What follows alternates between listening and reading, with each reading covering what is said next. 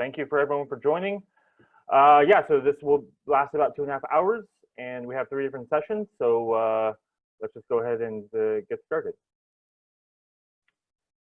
So in the years leading up to and including 2020, there's really been a push for a digital transformation. It's gained a lot of exposure as a much-needed asset to improve business operations. This effort has really been the result of wanting to improve services offered, procedures executed, and improved overall business processes.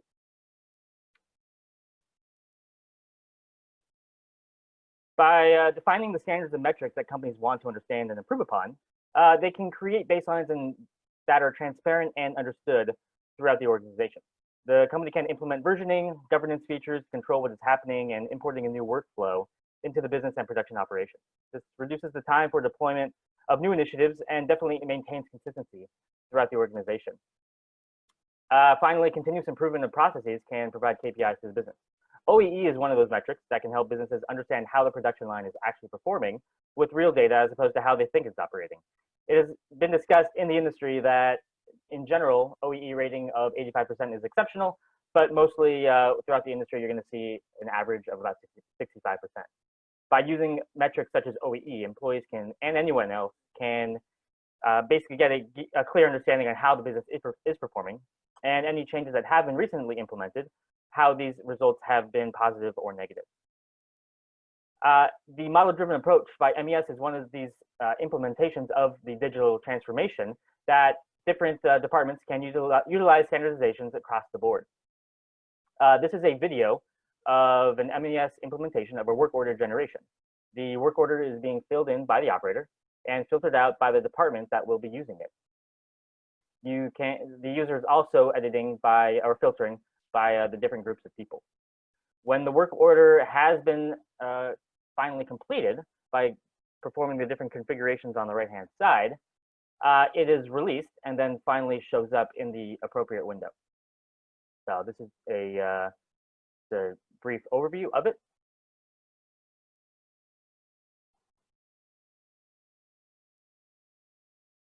And then when he has finally applied and clicks on spec, then this will be released to the rest of the organization.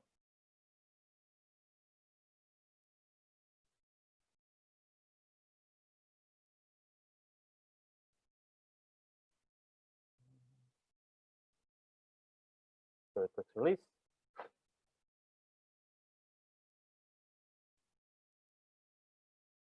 And now it says up. When we talk about process improvement, there's lots of different types of improvement that we can create across the board. We, over the last year or two, we worked with a local food manufacturer that was using labor-intensive and manual processes in their plant. The values were recorded on paper and were not really used to improve the processes. We helped them with a few different ways. One such application was connecting their industrial scale, you can see in the picture on the right-hand side, industrial scale, to AVEVA Edge. This allowed them to not only see on a clear screen what the weight was, but to submit the readings so that they could be stored and tracked for future use.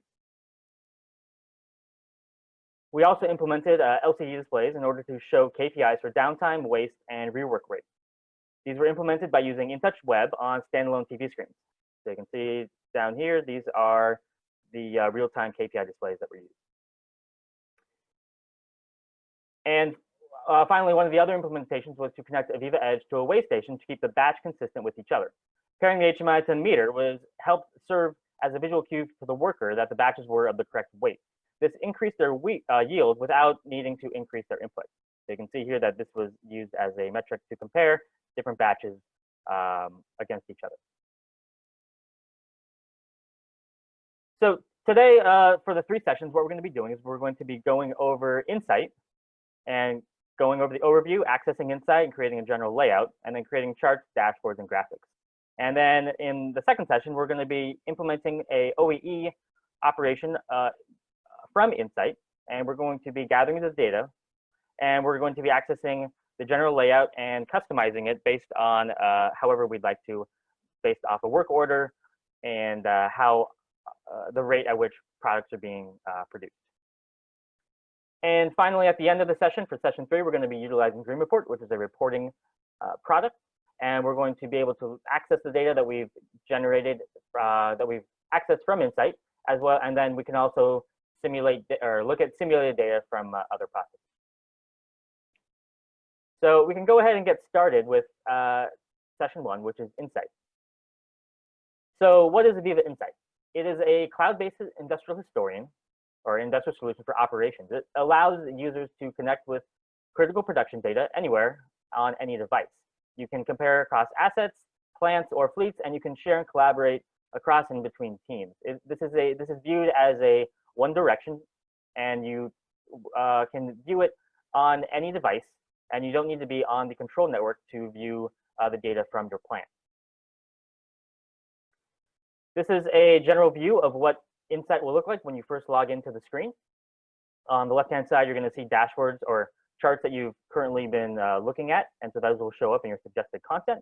And then on the right-hand side, you'll have news about some of your assets or charts that have been running. If you drill down to specific charts, on the left-hand side, you're going to see the different data or tags that can be implemented inside of charts. And then on the right-hand side, these are the different charts that actually been created. And then you can also save your charts with specific keywords so that you can find them later on.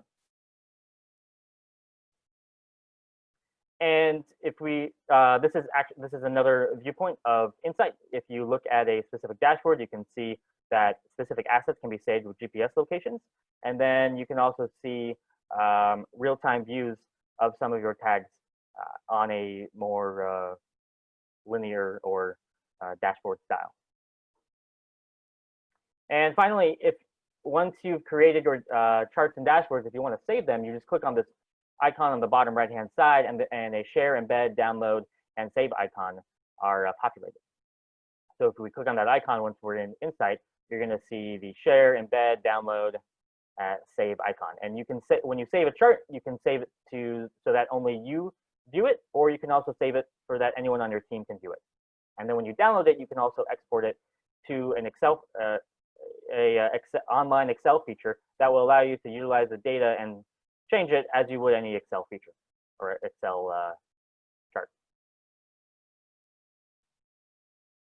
So this is kind of a basic architecture of what we're going to be using today. We're going to be generating data from AVEVA Edge, and then we're going to be sending it up to the cloud in a one-way direction.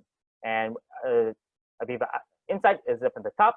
And so in general, Insight is utilized by a software for a DMZ link, which enables two different firewalls to be implemented so that your data is truly secure.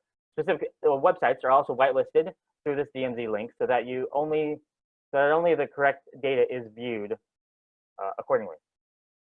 And this is a one-way direction so that if anyone were to access or get access to the data that you don't want to have, they can only see what has been made available on Insight. There is no way that they can gain access to the control network through this DMZ secure link.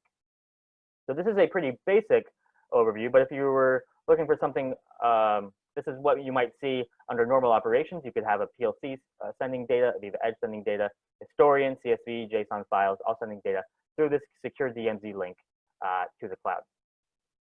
And finally, if there's any questions or concerns about cybersecurity, if at any time you have any questions, you can access trust.aveva.com, which covers 90% of the questions that people currently have with AVEVA, as specifically Insight. So let's go ahead, and I'm going to exit out of this, and I'm going to access Insight. Oh, sorry, I'm going to access my SkyTab. 1 second.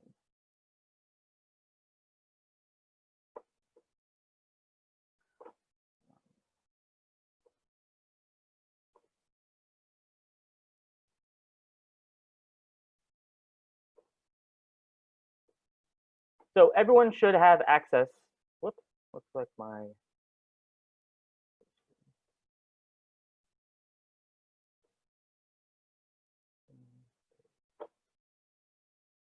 Does everyone have access to Insight? Sorry, does everyone have access to SkyTab? The people that are signed up for SkyTab Original, you should have been given and provided an access link to SkyTab. Please select on that link, and then you're going to have a window like this, but you're going to have one computer screen showing, and then go ahead and start up the SkyTab machine.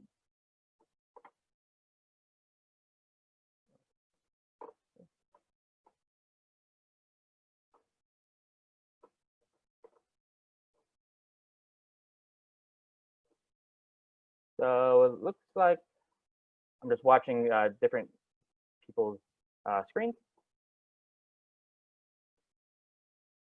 Would you guys be able to give me a verbal cue that you have been able to access your SkyTab machine?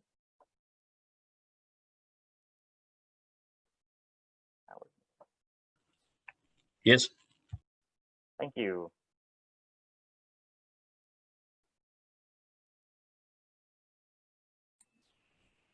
And if you're having trouble finding the link, just let us know and I can send that to you directly via chat.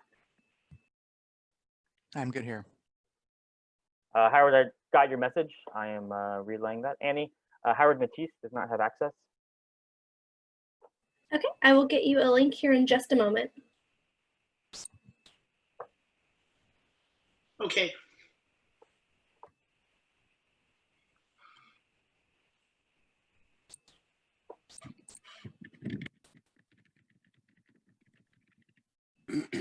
I have it. Great.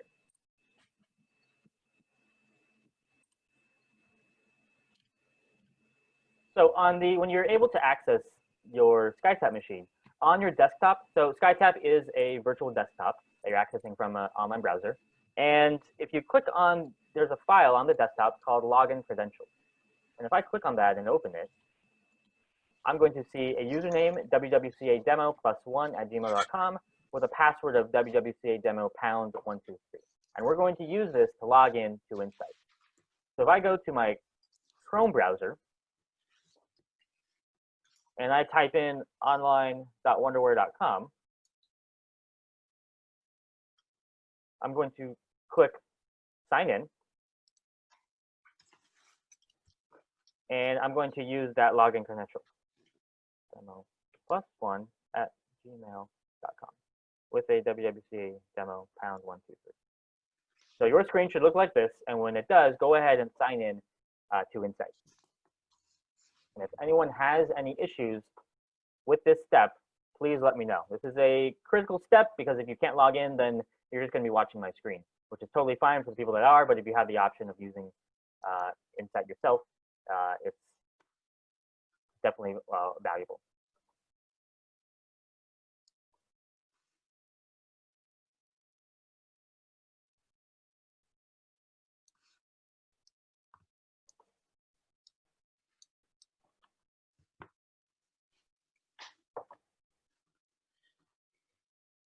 Daniel Valdez, are you having any issues?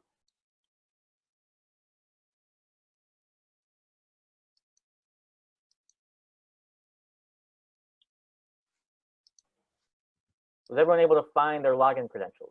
And hopefully it did not say WWCA demo +1. If it did, let me know. I can get you the correct username. But your username will be WWCA demo plus with the specific number in your login credential. So do not use +1.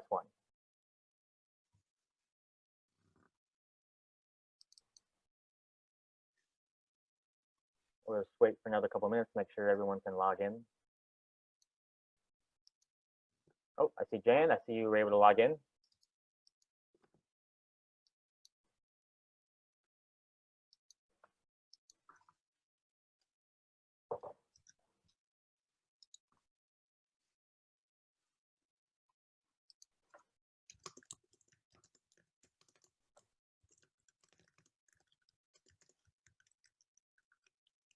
Does anyone have any trouble logging in or accessing their login credentials?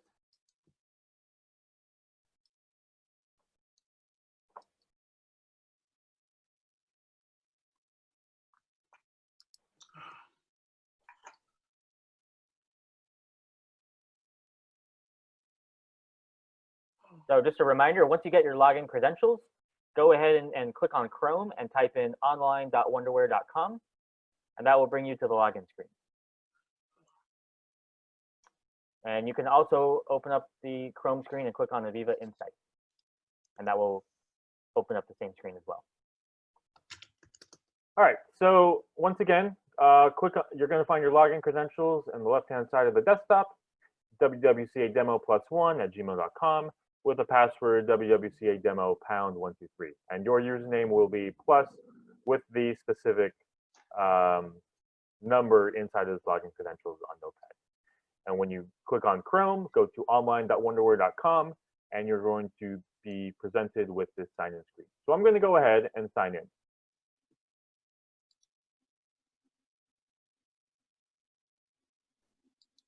So this is the first screen that you're going to see when you first log in to Insight. And on the left-hand side is the menu button, and you're going to see your home, alerts, assets, manage content, equipment efficiency, and OE analysis. The equipment efficiency and OE analysis are the tabs we're going to be using in the next session to go over the specific data that's being sent to Insight.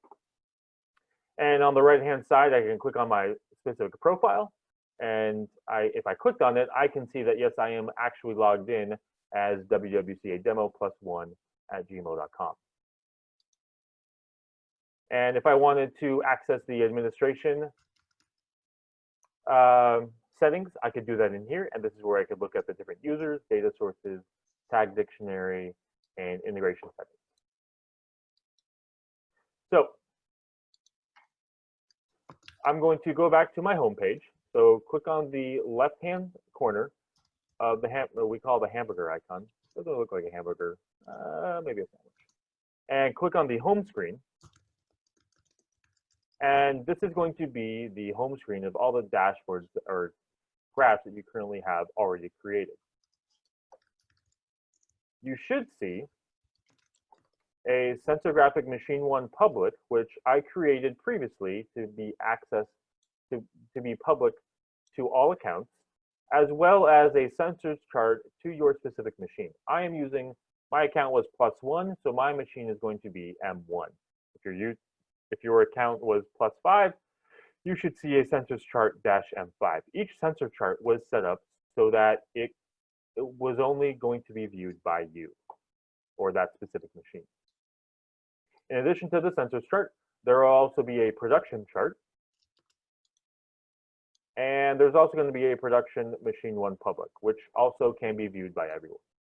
So the sensors chart is, as you could probably guess, is going to be 4 different sensors that are sending data from Edge to Insight with a random value set.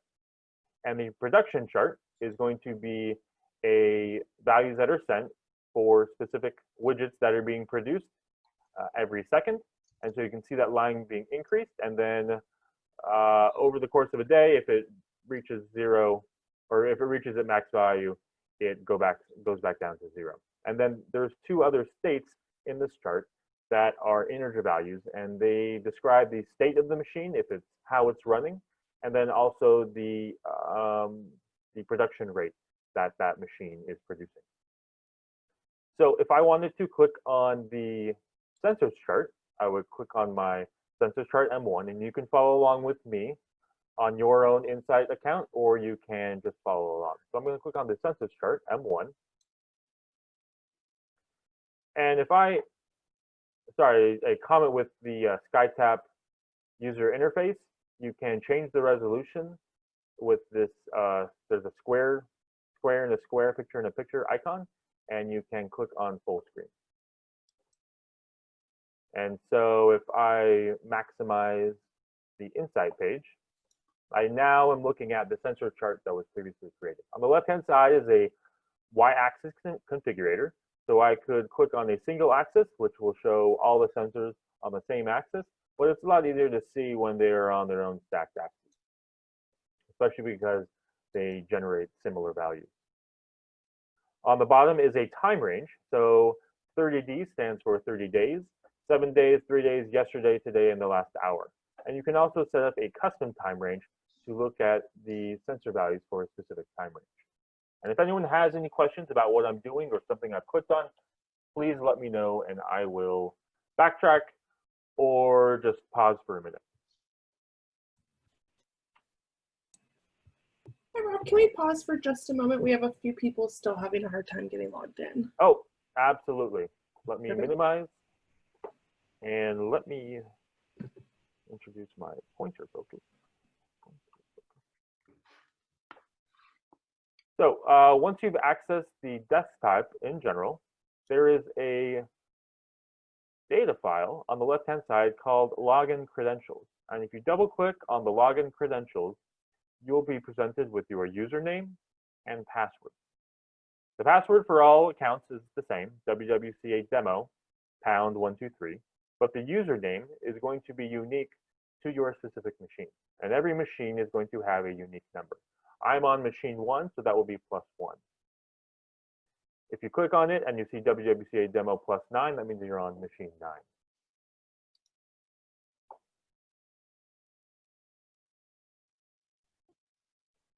And just a reminder, if you click on Google Chrome and you type in, and you click on, there's a hotkey, AVEVA Insight. If you click on that hotkey or go to online.wonderware.com, you will be presented with a login screen to use those login credentials.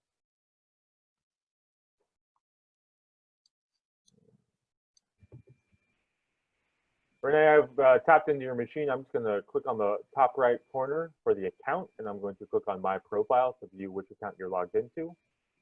And you are currently logged into user number 17. Okay, so I'm going to go back to the top left and click on home. Yeah, I think I was logged in as you. Oh, yeah? Yeah. Oh, my apologies. No problem. Keys to the kingdom. Yeah, hopefully you didn't change everything. I guess we'll find out in a couple minutes. Does anyone else, or sorry, let's look at the chat.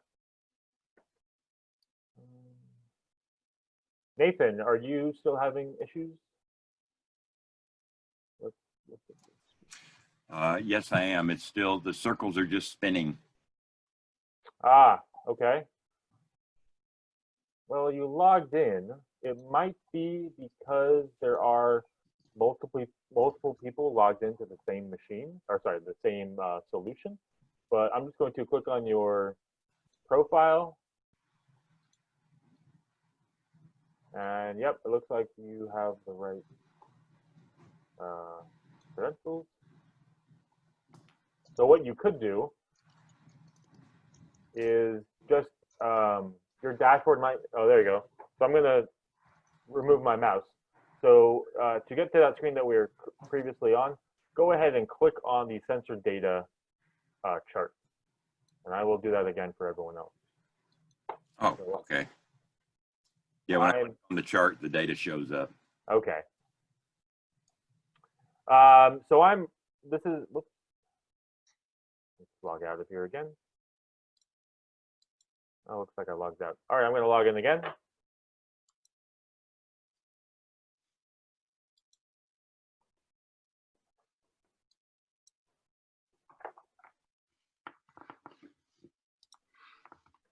So I logged in. This is the main screen you're going to see when you first log in. And I'm going to go to the top left corner to the menu. And I'm going to click on the home page.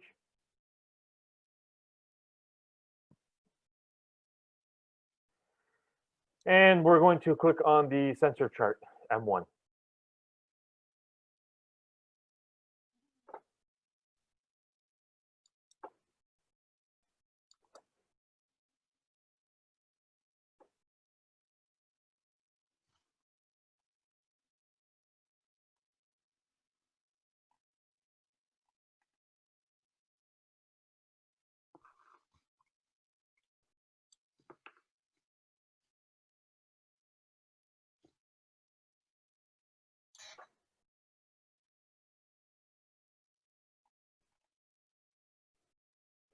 Howard, yeah, you were in the right spot.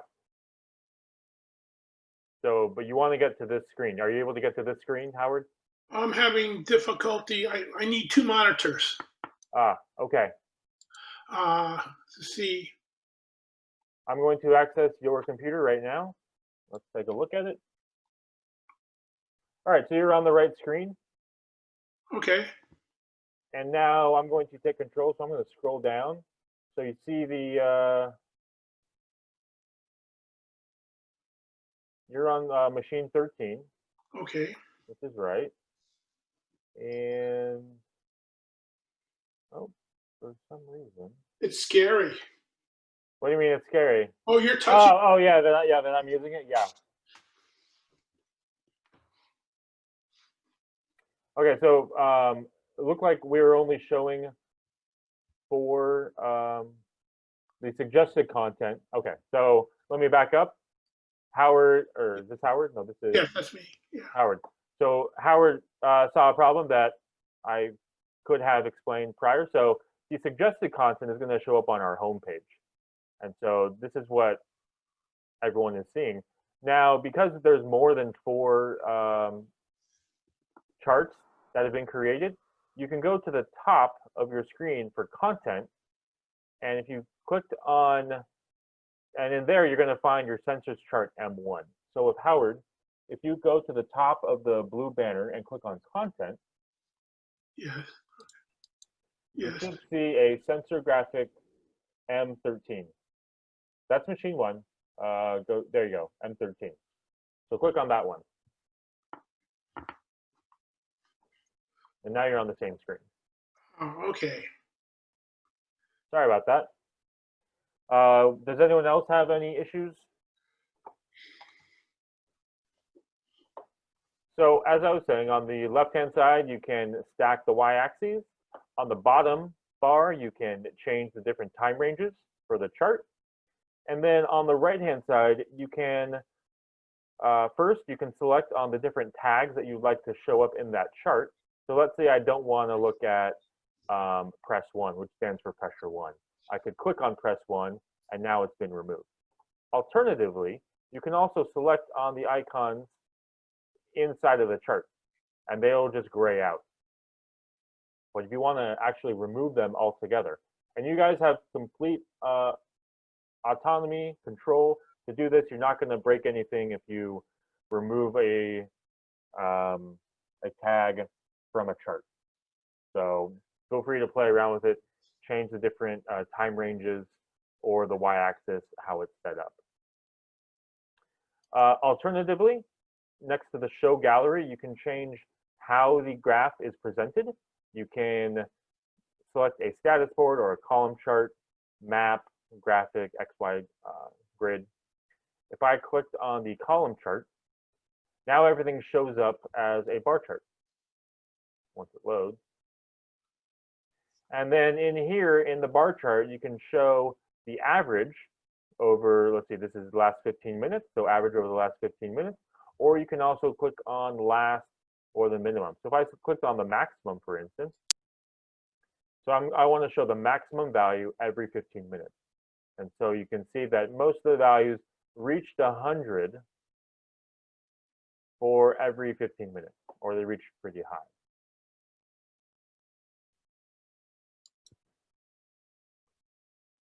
And then you can also click on the minimum, and that would show you the minimum value. So if I wanted to, I'm going to go back and I'm going to select on line chart. And I can, if I wanted to add a comment, I could select on the comment icon, and then I could introduce, well, let's click on it, add a comment, and then I can add a comment to a specific tag or a group of tags. So let's say I said right here I wanted to add something. Now the comment page opens up, and I can make this specific to a specific tag, and then I can also add a specific comment or text. The value looks abnormal. And now if I wanted to select this visible to me or my entire team, I can do so here. And then I can go ahead and click save. And now you can see right up here, there is a new comment icon that has just appeared.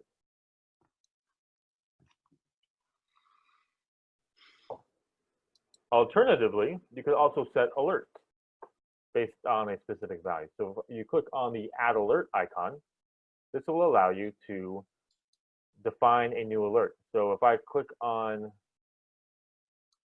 I might have gone that too fast. Let's go back to the sensors chart. So if you click on add alert, and then you click on somewhere on the chart that you'd like to add an alert for, the define alert window will open up. And this is where you can define how you want your alert to be triggered.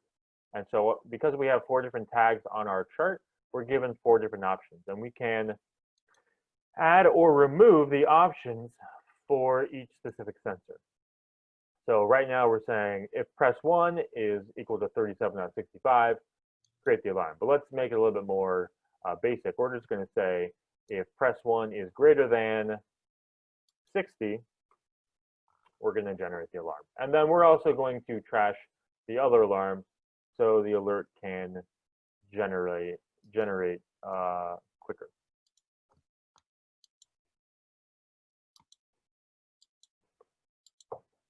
So I have created this alert that says if press 1 is greater than 60, we're going to generate the alarm. Next, we can send a notification to myself, which already has an email address stored in, or I can also add a new email address if I would like to send it to a couple other people. We're going to keep it on me.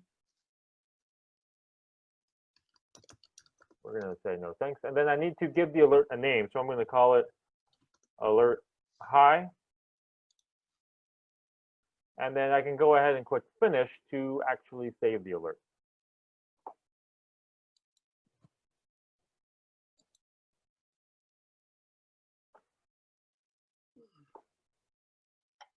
And so now when I click on active, oops, it should have showed up.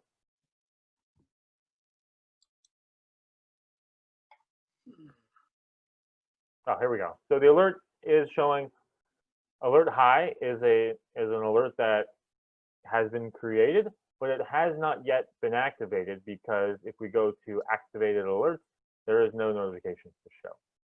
So in a couple minutes or 30 seconds, we might see this alert activate.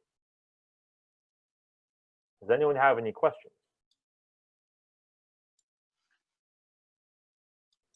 Okay. So I'm going to go ahead and save this chart. And when I click on the save icon, I'm presented with different options. And if I go ahead and click the save icon, I can save it to share with different people. So currently, all of the charts with the M specific name has been saved to only me or only you. And the reason I did that is because if I said I wanted to save it with the entire team, when you logged in, and you went up to the content, you would see 20 different charts, and that might be, at least for me, that would be intimidating and confusing. So I wanted to make this as simple as possible. And also you can see that machine 1, which is what the chart has been named, because that's the values we're accessing, we have assigned it to a specific asset. And the asset has been case factor 1. And so if you're running on machine 13 and 13, that's going to be case factor 13. So I'm going to go ahead and click save. I'm going to have it visible only to me. And I get an icon that the content was saved. Now, if I want to access the production chart to look at something different, I'm going to click on the content screen on the top and click on production chart. Now, production chart looks a little bit different. The sensor chart, the values are going from 0 to 100. Production, the values are going from 0 to 10,000. Also, we have 2 integer charts that are going from 0 to 2 and 1 to 5.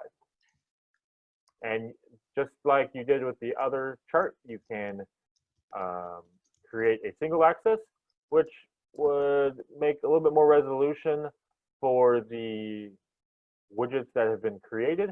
But with the smaller charts from 0 to 5, you're not going to see that same granularity. But let's say I didn't want to include production delta or state current.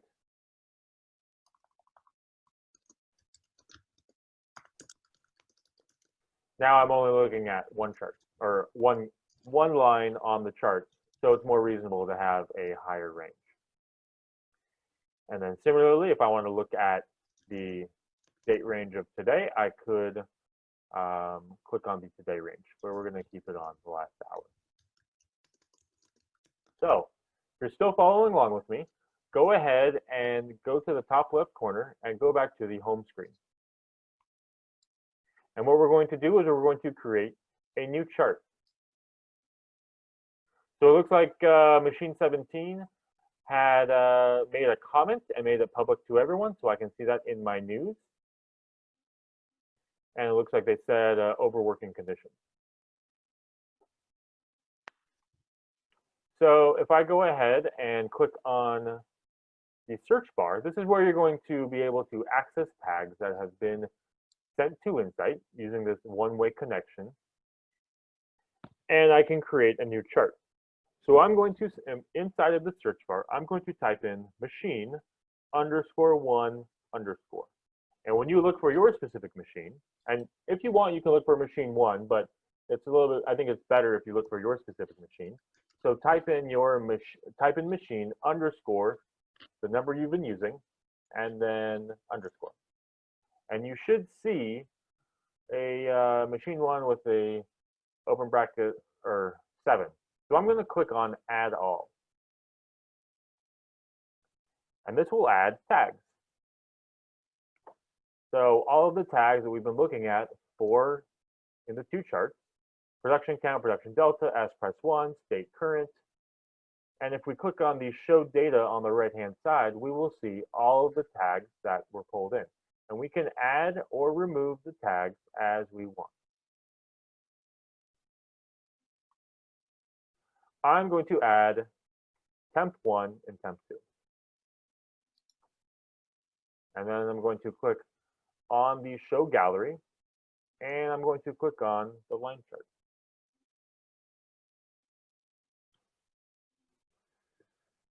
Now it looks like for today, the values were oscillating a lot.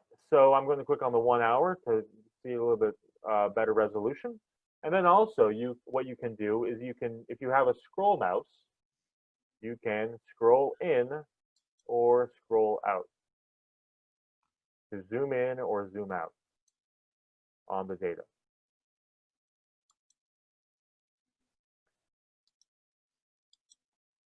And as you zoom in or zoom out, you will see the time range in the top left corner under mixed data.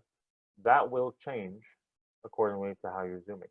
And if you click and drag the chart left to right, you are able to change how you view the time range. Now remember, if you drag all the way to the left, you're going to see this. You're going to see the. You won't see data on the right-hand side because that's in the future, and we don't know what's going to happen. So what I'm going to do is I'm going to select on the options on the bottom right-hand side, and I'm going to click on download. So I'm going to download this chart, and I'm going to click on Excel Online, and this will open up the Excel application for Insight.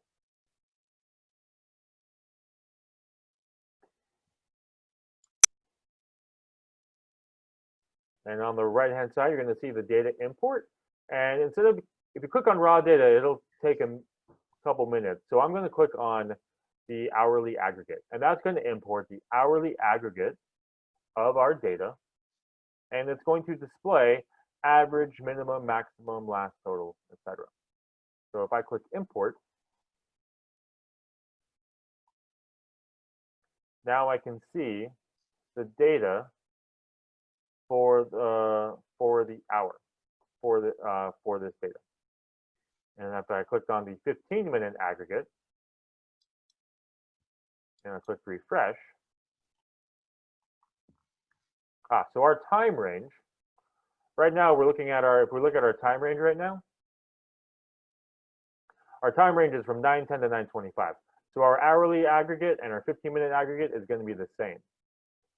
So if I wanted to change this from 9:10 to, let's try 6:10 a.m. with a 15-minute aggregate, and if I click on refresh, now it shows from 6:10 a.m. all the way to 9:10 a.m.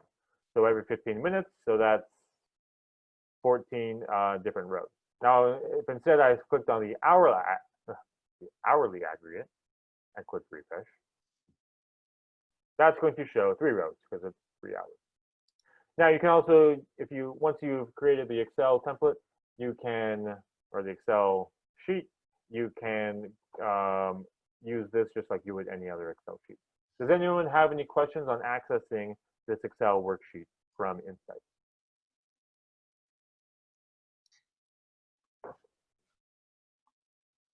Oh, looks like the chat is active. Sorry about that. I did not see.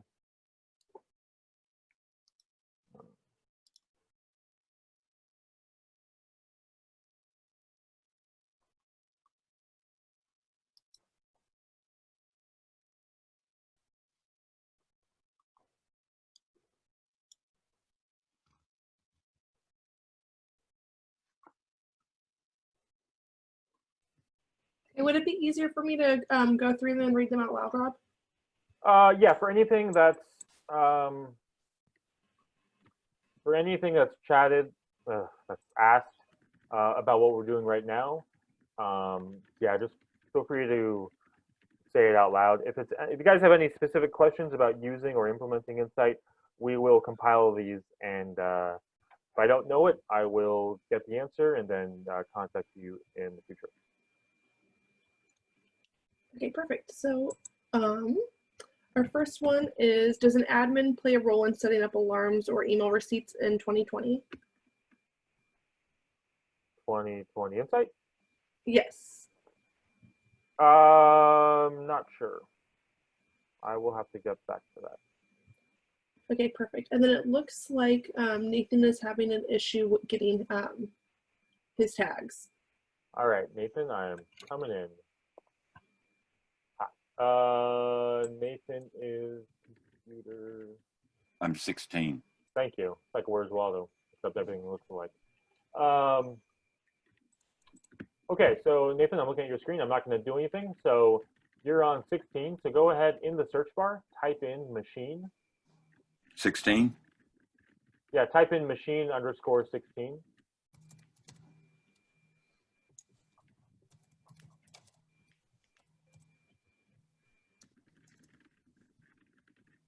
And then you can click on add all.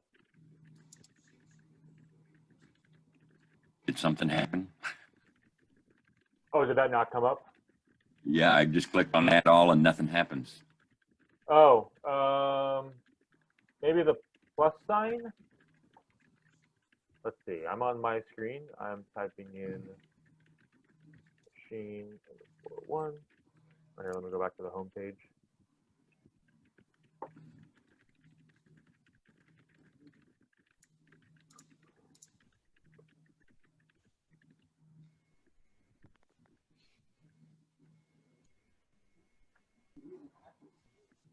Yeah, you should be able to click on the add all, and that will add all the tags. Oh, looks like it's working now. Looks like it's just taking a minute. It might be Oh, yeah, because looks we like have. it's adding them. Yeah, it's adding them now. Okay. But you clicked add all last time? Yes. All right.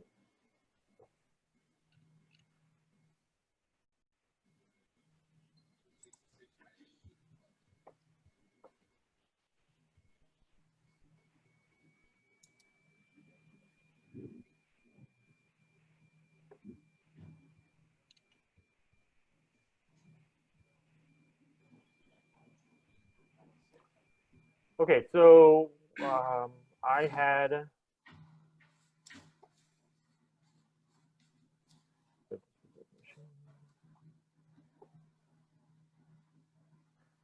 So when I had my specific mix data, and we were looking at, whoops.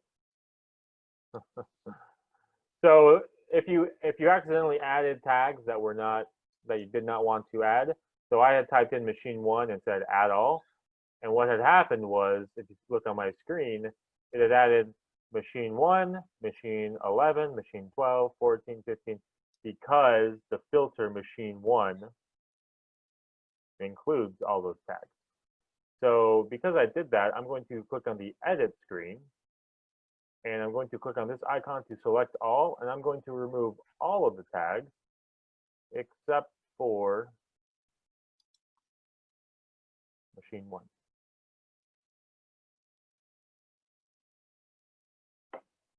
And then I'm going to click remove. And that only removes it from this specific chart. And then I'm going to click on STemp1 and STemp2.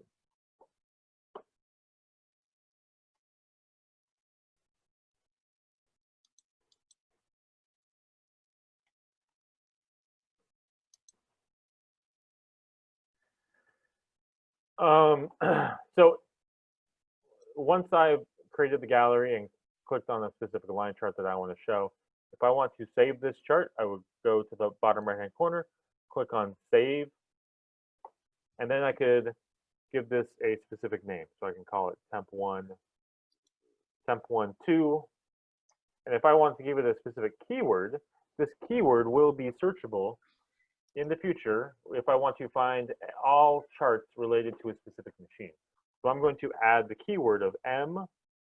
And the M1 has already been, or the M with your machine name has already been created for the other charts. So I'm going to click add or M1, and I'm going to click save. Now, when I go back to my home page and click on home, now temp12 shows up in my suggested content. And remember, if you're in your suggested content and you don't see the content that you want, you can click on the content tab, and then you can find all of your charts. Now, if I clicked on show all content, this would pull up all the content that is currently mine. So I have temp12, sensor chart, and production chart. And then I also have content that's shared with me. And everyone has the same content shared with them because it's public. Sensor graphic, production chart, or production data, and sensor data. Now, if I wanted to remove, actually I don't, because I am an administrator, I can't remove it. I don't want to remove that. But you can remove your own charts here from my content. Okay, so if we go back to the home page,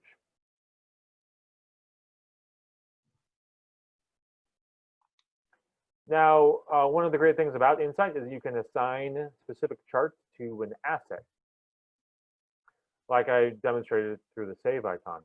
So actually, let's just make sure that that was done with this temp12 chart. So I'm going to click on the temp12 chart, and when I save it,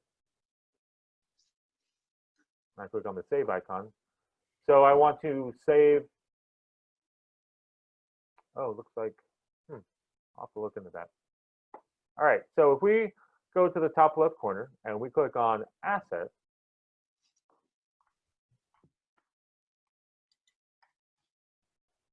we're going to see all of the assets that have been created for this demo. And if you click on your specific machine, you're going to see the charts that have been created. If you click on any other machine, you won't see any charts because all of the charts have been created specifically for. Nathan, is it still loading? Yes, it's still sitting on adding tags. Man, let me see if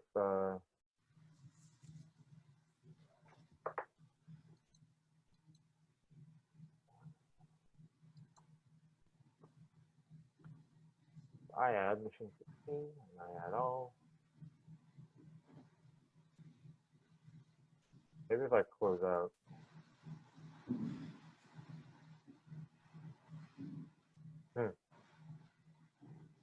There.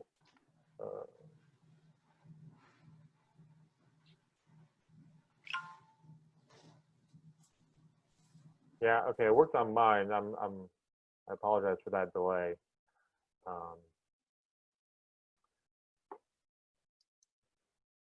So on the left-hand side, if we click on the assets page,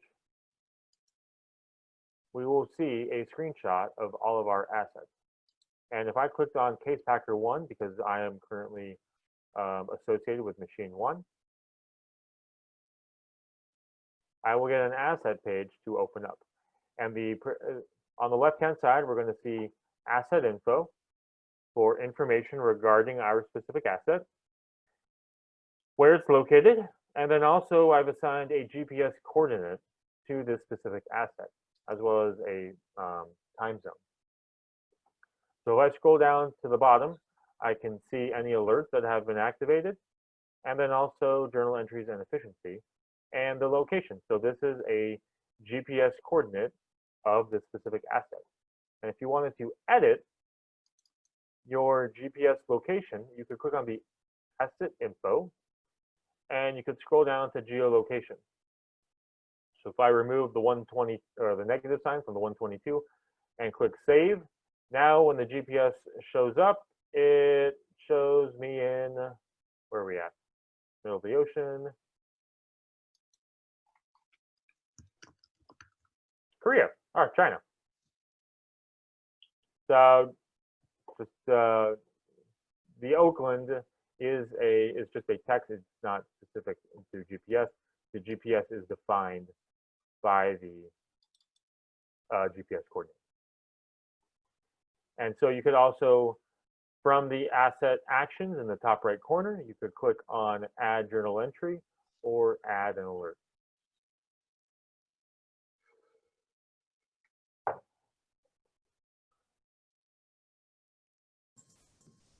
Could you drive that location based on maybe a plant grid or some kind of geodata like that, besides just specifically real world coordinates? I don't know. So if you, sorry, can you be a little bit more specific? Yeah, so you're in an operating facility and you're looking at information on an asset, and they say, oh, that's over there in, you know, building so-and-so, you know, on bay X. Could you drive that information versus real world? So what we've done is this pack area case. So if I click on the asset page, these are all the locations of our quote unquote machines. And so I have Case Packer 1. Its location is California, Oakland, pack area, Right. Case Packer 1. So if you had a, so does that answer your question? So you could define this as, it doesn't need to be a city. It can be a specific location. It can be manufacturing.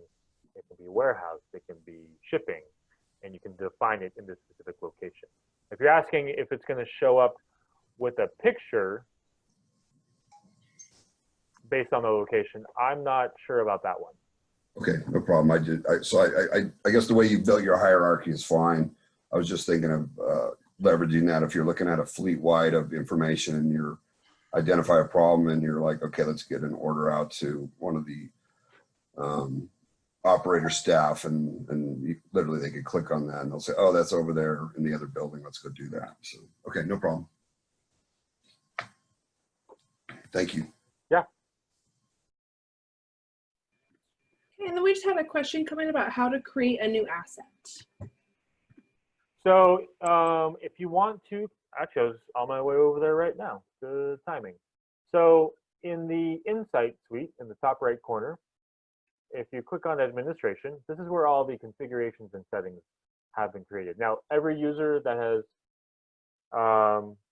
logged in has access as an administrator.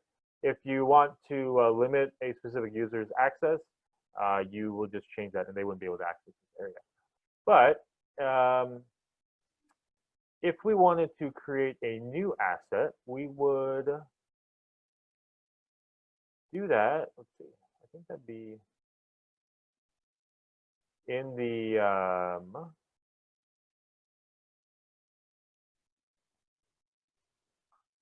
Oh, not data sources.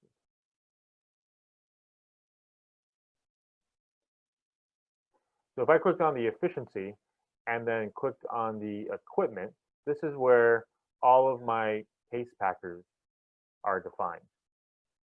And so if you want to change, or if you want to change this, you would export this file, and you would download it as a CSV file, and then you could change the file in Excel and then re-import it. And we're going to go over some changing the features using Excel in our next session, which will start soon. But this is where you would add or remove a new asset. So we'll just go back. And then also, if you go to the tag dictionary,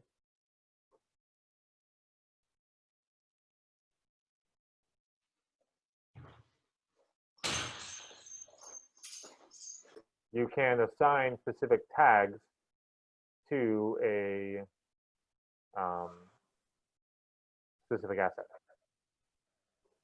So Excel is open once again. I have 408 tags created. And so if you keep scrolling down, you're going to see your tag name in the what's highlighted. And then also you can use an alias if you want to use shorthand. And then the location is edited or is created right here. So California, Oakland, PAC area.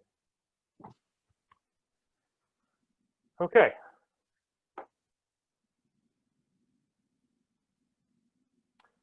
Finally, just a few other comments on this part. If we go back to the home page, so the sensor and production chart that we created, we use a keyword M1.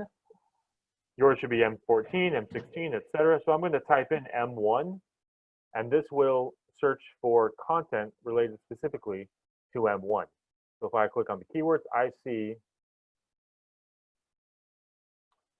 my M1. Now it looks like when user 17 saved their chart, they let everyone view it. Not a problem with that.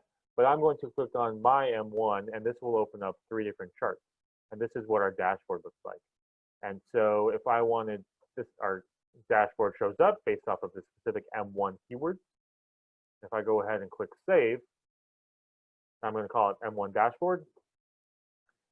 If I go ahead and click save, and when I come back to my home page, my dashboard will now be viewed under dashboard.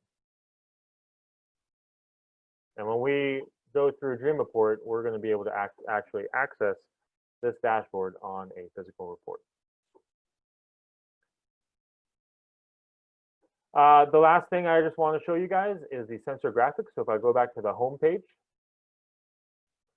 and click on my content top right corner, and I click on sensor graphic machine 1 public. This is a visualized HMI that you can use to visually look at your tags.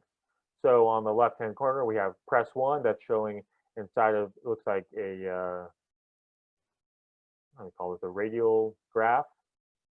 Temp 1 is showing as a bar graph. Press 2 is showing as just as a number, and then temp 2 is showing as a moving trend chart. And if you wanted to change how these look, I would click on the edit icon, the pencil icon, and that will open up the graphic composer. And in here, you can modify and change how the different features look.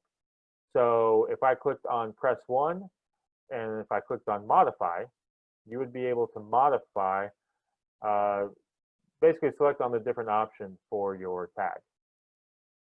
And then if you also click on the information tag, and if I clicked on low, that will remove all the indicators for your tag. So you see the other tags are showing high, but the top left is showing low, so it's only actually showing the visualization, and it's not showing the tag. And you can change these, and you can change the picture. If you wanted to add a new card, you don't need a card for a new tag, but it helps if you have a picture behind. You would drag and drop a, wow, that is bright. So I just added pink. If I go to the settings, I can change the transparency to maybe 20%, and that makes it a little bit easier on the eyes to look at.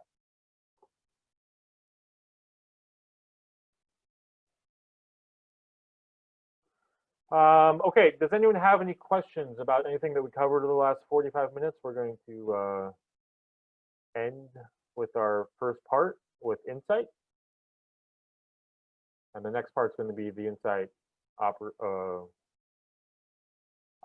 equipment effectiveness. Any questions that anyone has?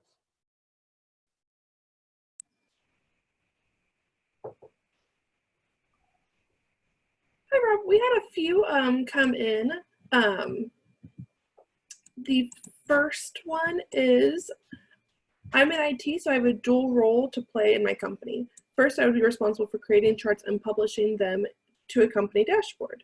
Second, since it appears this new insight allows individual users to create their own charts and post them privately, I would probably be responsible for training them in how to do this. Do I have that right? Do you mean, is there any information online to create the dashboard? Would be responsible for training them. I mean, so if you click on the top right corner, there's a question mark, and this is where you can watch different videos or get a wiki link to the different options inside of Insight. And so you can do that. We also have YouTube videos available through Wonderware and AVEVA for accessing Insight. You can even come back in here and watch this recording at a later date to learn how to change some of the options. Does that answer your question, whoever asked that? Okay. Looks like there's another question about using online Excel, and you have Azure, your company, and you use single sign-on to get to Insight. Can the online Excel save directly to our own drive? I believe so. So if I currently have the AVEVA Insight Excel open, and if I go to the top left corner, oh, there's an error. Well, let's try this again. So there are different apps that can be used with this Excel, and there is SharePoint. So short answer, it looks like, but I'm happy to dive into that and get you a better answer.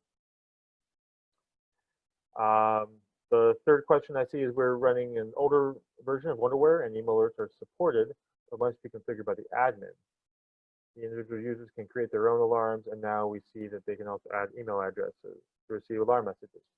Yeah, you create alarms or alerts to, and you can alert specific people based off of the alerts that you like to. And then, does an admin play a role in setting up alarms or email recipients? I'm not sure what the limitation is. If the user is not an admin, I will have to look back into that one. All right. Well, thank you for following me along for session 1. We're going to take a 5-minute break, and we will come back with session 2, OEE.